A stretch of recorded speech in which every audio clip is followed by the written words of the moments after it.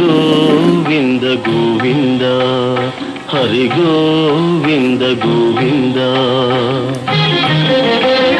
ఉత్పాతములు ఎన్నో ఉత్పత్తిల్లేను, తోక చుక్కలు ఎన్నో పుట్టుకొచ్చేను.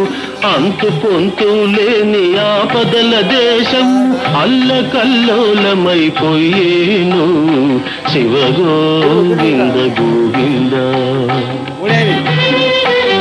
హంపిలో హనుమంతుడాగ్రహమున లేచి ఆర్భాటముగ కేక వేసేను. ఆ కేకలకు జనులు అదరిపోయేరు, ఆకురాలిన ఎత్తు రాలిపోయేరు. శివ గోవింద గోవింద.